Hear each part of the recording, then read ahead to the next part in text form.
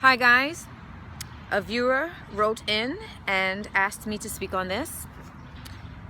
Few people I know with Sisterlocks look good 3 to 4 years. Then as their hair grows, the roots look thin and their edges break off.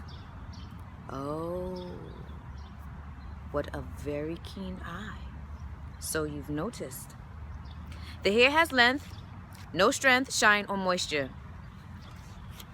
When I read this comment, I was like, look at that. So other people notice that also. All right, now this depends on the individual because everybody has different hair care needs. In the beginning, when my locks were installed, I was given a certain protocol to follow.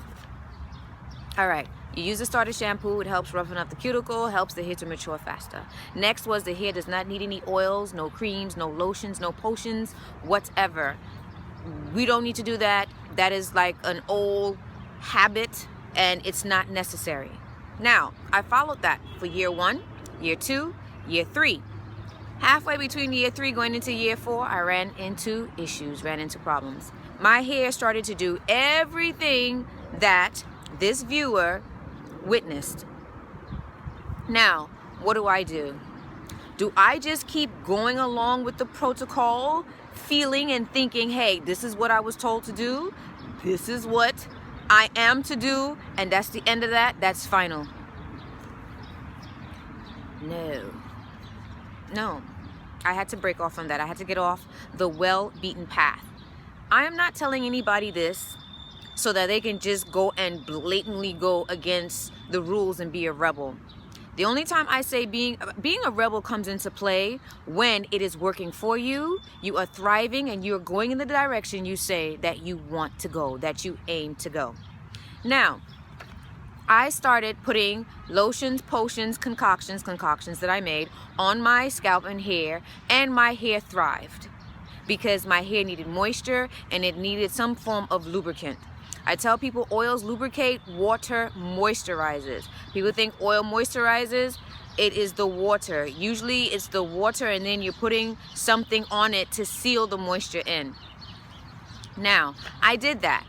Was everything fine, cool, and dandy? No, because even though I was using my own concoctions and using things, other products and stuff on my hair, what I started to notice was that I started to have scalp issues. So then I had to tweak and adjust again. When I was doing these things to my hair and scalp, I was not washing regularly. Whatever you put on your scalp needs to breathe, and you need to cleanse it off your scalp and hair. And if it is for you, you reapply it again. Okay? A chorus of horns today. You have to be aware and become intimate with your hair and your scalp. You're employing a system that encourages growth, but you have to maintain that growth. Our hair requirements are individualistic. Not everyone has the same hair requirements. Some people don't have to put any grease, any hair lotions, any oils on their hair because for them, they have enough. And their hair will thrive and grow and be lush and not an issue. But then for someone who has very dry hair, you're gonna have to make up the difference. You're gonna have to supplement. In the beginning, they tell you about the oils because it can cause slippage. And a lot of us have the tendency to have a heavy hand when it comes to product application. But you're gonna have to figure out what works for you. What is the best recipe? What is the proper amounts? What is the right grooming? What is the right washing schedule? Just because you have locks does not mean that you do not have to be responsible for the grooming. You just have locks and that's it.